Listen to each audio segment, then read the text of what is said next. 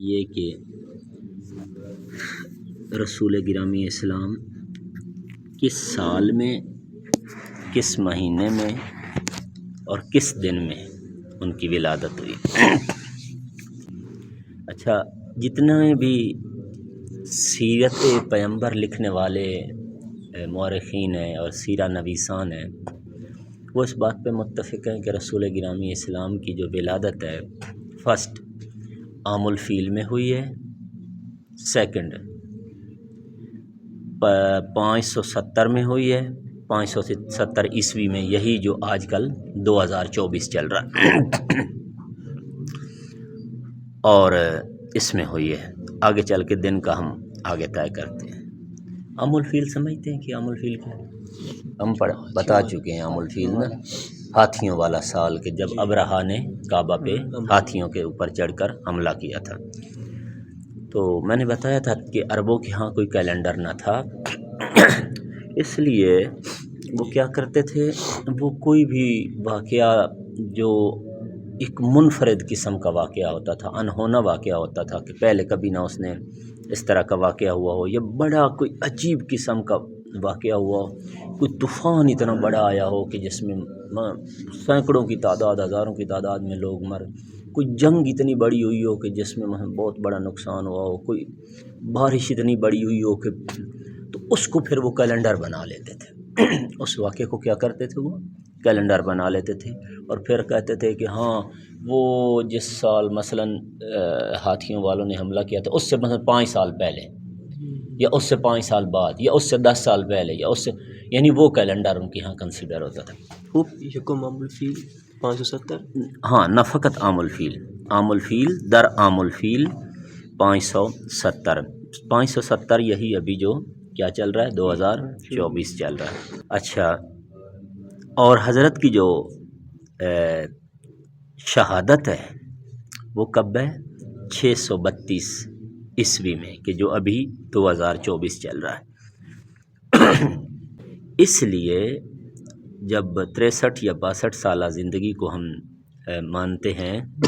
تو یقیناً پھر ہمارا جب 632 سے پیچھے جائیں تو ہمیں یہی لگتا ہے کہ آپ صلی اللہ علیہ وآلہ وسلم کی جو ولادت ہے وہ کب ہے، وہ آپ کی ولادت جو ہے وہ 570 کے لابلا میں ہے، یعنی 570 کے لابلا میں لازمی، یعنی یہ بھی 100% قطعی نہیں ہے کہ 570، ممکن ہے 569 ہے، ٹھیک ہے۔ تو اس طرح سے خوب بعض مورخین مہینے کے اعتبار سے کہتے ہیں کہ رسول اللہ ربیع الاول میں پیدا ہوئے، ولی در روز تولد او اختلاف دارن، لیکن حضرت کی ولادت کے بارے میں کیا ہے، ان کا اختلاف ہے۔ شیعہ کے نزدیک یہ ہے کہ حضرت رسول گرامی اسلام جمعے کا دن تھا، ربیع الاول کی 17 تھی، صبح صادق کے طلوع ہو جانے کے ساتھ ہی حضور کی ولادت ہوئی ہے۔ جبکہ اہل سنت یہ کہتے ہیں کہ حضرت کی جو ولادت ہے یہ ربیع الاول میں ہی ہوئی ہے، لیکن کب ہوئی ہے، یہ سوار کے دن ہوئی ہے، پیر کے دن ہوئی ہے۔ اچھا، یہ مطلب کس نے نیریٹ کیا ہے، یہ کیا ہے مقریزی نے، کہ وہ اس نے اپنی کتاب میں لکھا ہے کہ حضور علیہ الصلوۃ والسلام کی ولادت کے بارے میں 2 قول ہیں، کہ ایک یہ کہ 17 کو پیدا ہوئے ہیں، دوسرے یہ کہ وہ 12 کو پیدا ہوئے ہیں۔ اچھا، از ان 2 قول کدام صحیح است۔ اب ہم نے ایک مورخ کی حیثیت سے اور ایک متعلم تاریخ کی حیثیت سے اس بات کی بہرحال اس تک جانا ہے تاریخ کی مدد سے۔ میں نے جو تاریخی میتھڈالوجیز آپ کو بتائی تھی کہ تاریخ کیسے حقائق تک رسائی حاصل کرتی ہے اور حقیقت تک پہنچتی ہے،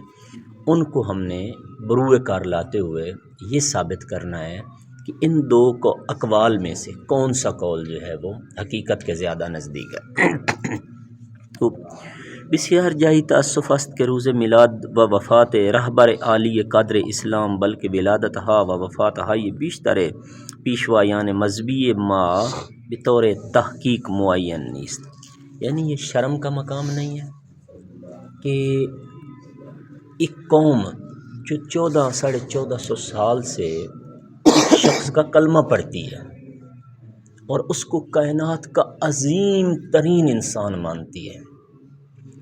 کیا جو ان سے پہلے والے انبیاء تھے ان سے بھی افضل مانتی ہے اور ان کے بعد تو کوئی نبی ہے ہی نہیں، کائنات میں کسی شخص کو ان جیسا نہیں مانتی، لیکن یہی قوم ان کی ولادت اور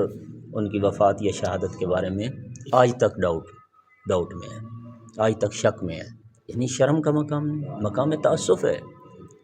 مقام ندامت ہے، مقام شرمندگی ہے۔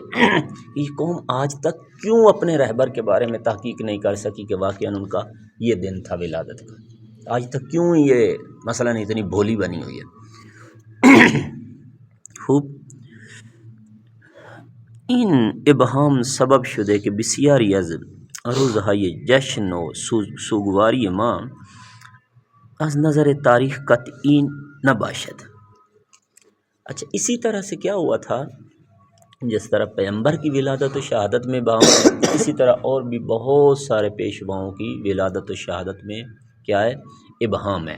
تو اس ابہام کے نتیجے میں کیا ہوا ہے، اس کے نتیجے میں یہ ہوا ہے کہ یعنی ہمارے جشن جو ہم ولادت پہ مناتے ہیں اور ہماری سوگواریاں کہ جو ہم شہادت کے موقع پہ مناتے ہیں، یہ قطعی نہیں ہے، یقینی نہیں ہے۔ ہم منا تو رہے ہوتے ہیں لیکن پتہ نہیں کہ اسی دن حضرت کی ولادت ہے یا کسی اور دن ولادت ہے، اسی دن حضرت کی شہادت ہے یا کسی اور دن شہادت ہے۔ لہٰذا یہ بھی ایک سمجھ لیجئے کہ ایک کہا جا سکتا ہے یہ پری پلانڈ سازش ہے، یہ بھی پری پلانڈ ہے کہ ان بزرگواروں کی، ان بزرگ ہستیوں کی جو ولادت و شہادت ہے اس کے اندر ابہام پیدا کر دیا جائے۔ لیکن ابہام کب صحیح طریقے سے پیدا ہوگا؟ جب ان کی سید و سردار کی ولادت و شہادت میں ابہام ہوگا، ٹھیک ہے؟ جب آقا رسول اللہ کی ولادت و شہادت میں ابہام پیدا کریں گے تب ائمہ کی ولادت و شہادت میں ابہام پیدا کرنے کے لیے آپ کامیاب ہو جائیں گے، ورنہ کیا ہے، ورنہ آپ نہیں پیدا کر سکتے ابہام۔ خوب در صورتی کہ دانشمندان اسلام نوعاً وقایع و حوادثی را کہ در طی قرون اسلامی رخ داده است با نظم مخصوصی ضبط کرده اند۔ حالانکہ اسلام کے جو اسکالرز ہیں، دانشمند ہیں، دانشور ہیں، انہوں نے کیا کیا ہے، انہوں نے حتیٰ کہ تاریخ اسلام میں رونما ہونے والے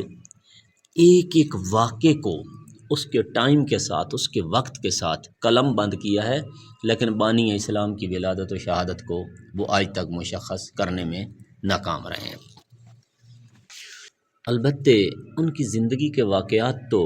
ہم نے بڑے تفصیل کے ساتھ لکھ لیے، لیکن کیا سبب بنا کہ ان کی ولادت و وفات جو ہے ہم اس کو تفصیل کے ساتھ، ڈیٹیل کے ساتھ نہیں لکھ سکے کہ مثلاً یہ تھی۔ کہتے ہیں کہ مجھے یہ واقعہ کبھی بھی زندگی میں نہیں بھولے گا، جب میں یعنی کتاب لکھنے میں، جب میں ایران کے ایک شہر کردستان میں گیا اور وہاں پہ میری ایک اسکالر سے بات چیت ہوئی تو انہوں نے اسی موضوع کے اوپر میرے ساتھ ایک طولانی گفتگو کی۔ اس نے بھی یہی بات کی کہ یہ جو مورخین ہیں یہ کتنے تنبل ہیں، یہ کتنے سست اور سہل انگار ہیں، کیوں آج تک انہوں نے اس موضوع کے اوپر اتنی ریسرچ نہیں کی کہ رسول اللہ کی ولادت کے اوپر متفق ہو جائیں اور شہادت کے اوپر بھی اسی طرح سے متفق ہو جائیں، اور یہ جو دنوں کا ابہام ہے اور امت لڑتی چلی آ رہی ہے، کتنا بڑا نفرت پھیلتی ہے جب مثلاً آپ 12 کو مناتے ہیں اور دوسرے 17 کو مناتے ہیں۔ خوب ٹھیک ہے، امام خمینی رحمۃ اللہ علیہ نے فرمایا کہ ہفتہ عبادت، لیکن مقصد ہے کہ اتنی بڑی شخصیت کی ولادت جو ہے وہ حتیٰ کہ ہفتوں کے فرق کے ساتھ بیان کی جائے۔ چلو آپ گھنٹوں کا فرق کر لیتے، منٹوں کا فرق کر لیتے، آپ ہفتوں اور اس کے فرق کے ساتھ آپ وہ کر رہے ہیں۔ بیو گفتم این موضوع تا حدودی قابل حل است۔ میں نے ان سے کہا کہ یہ موضوع کسی حد تک قابل حل ہے۔ کہا کہ میں نے انہیں کہا کہ یہ جو مسئلہ ہے نا یہ اتنا مشکل مسئلہ نہیں ہے۔ مثلاً میں نے ان سے کہا کہ دیکھیں میرے عزیز، آپ کردستان میں رہتے ہیں، یہاں پہ کوئی ایک بہت بڑا دانش مند ہو، دانشور ہو، عالم ہو، وہ دنیا سے چلا جائے، جب جائے تو اس حالت میں جائے کہ اس کے پیچھے سے بہت سارے ان کے وارث ہیں، ان کے بچے ہیں، ان کے رشتہ دار ہیں، ان کی اولاد ہے، تو آپ کا دل بنے کہ بعد میں آپ ان کی زندگی کے بارے میں کچھ لکھیں، تو آپ ان کی زندگی کے بارے میں انفارمیشن کس سے جا کے لیں گے؟ حالانکہ ان کی اپنی اولاد ہے پیچھے، ان کے رشتہ دار ہیں، ٹھیک ہے، کہ جس خاندان کا وہ چشم و چراغ ہے وہ خاندان کثیر تعداد میں ہے، آپ کس سے جا کے؟ ان کے گھر والوں سے جا کے انفارمیشن لیں گے یا اغیار سے جا کے انفارمیشن لیں گے؟ ٹھیک ہے، یعنی یہ حقیقی بات ہے کہ آپ کبھی بھی اتنے رشتہ داروں کے ہوتے ہوئے آپ باہر کے لوگوں سے جا کے پوچھیں جی یہاں پہ جو دانشمند رہتا تھا تو پتہ وہ کس دن پیدا ہوا تھا، تو پتہ کس دن مرا، جب گھر والے موجود ہیں،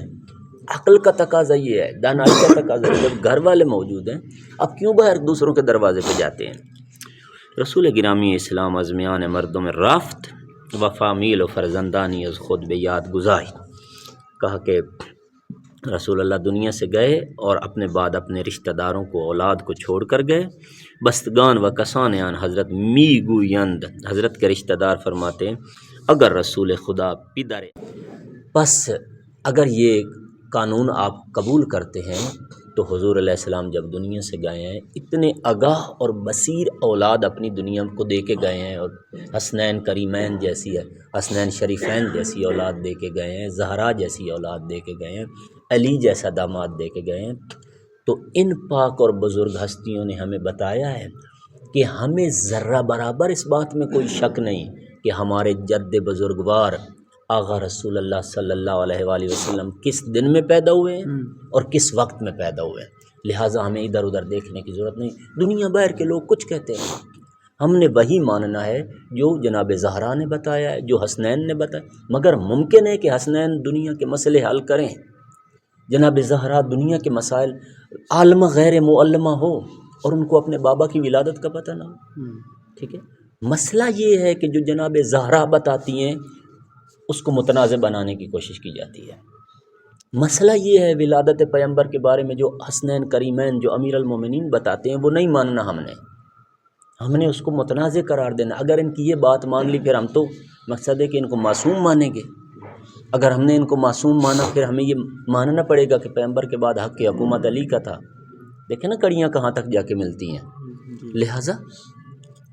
کہ یہ عقل کا تقاضا ہے، یہ عقل کا تقاضا ہے کہ آپ کیا کریں، آپ ان سے پوچھیں جو گھر والے ہیں، یا تو وہ ایسا ہو کہ انہوں نے کوئی اولاد پیچھے نہ چھوڑی، ان کے رشتہ دار نہ ہوں، یا ان کے رشتہ دار ہوں لیکن ان میں اتنی الیاذ باللہ استغفر اللہ ان میں اتنی نالج نہ ہو کہ مثلا جو ہے وہ یہ بتا سکیں، وہ دنیا کے معلم ہیں، وہ باب مدینہ العلم ہیں، ان کو نہیں پتہ کہ رسول اللہ کی ولادت کب ہوئی ہے، مسئلہ یہ ہے میرے بھائی ماننا نہیں ہے جو کچھ انہوں نے بتایا ہے، ماننا نہیں ہے، خوب در فلاں ساعت معین چشم بے جہان، اور اسی طرح سے ان کو یہ بھی پتہ ہے کہ فلاں وقت اور فلاں گھنٹے، بتایا نا میں نے، جیسے ہی فجر صادق نے طلوع کیا ہیا کے بقول، دیکھیں گھنٹے ہم نہیں بتائے لیکن طلوع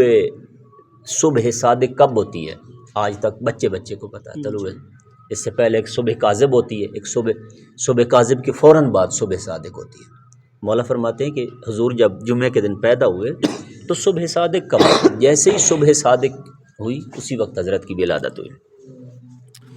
بدر فلان سات معین چشم از جہان بستے، اور اسی طرح سے حضرت نے بعد میں یہ بھی بتایا، کیونکہ حضرت کا سر کیا تھا، علی کی آغوش میں تھا جب دنیا سے، کیا علی کو مقصد بھول گیا تھا کہ پیغمبر کس وقت اور کس لمحے اور کس دن دنیا سے گئے؟ پیغمبر علی فرماتے ہیں 28 صفر المظفر کو گئے ہیں، برادران کہتے ہیں نا 12 ربیع الاول کی صبح کو پیدا ہوئے ہیں، شام کو فوت ہوئے تھے، ٹھیک ہے، یعنی انجوری نہیں، ایسے نہیں ہے، خوب، کیا یہ عقل کا تقاضا ہے، کیا یہ دانائی کا تقاضا ہے کہ ہم علی جیسے امام کی بات کو پس پشت ڈال کر اغیار کی بات کو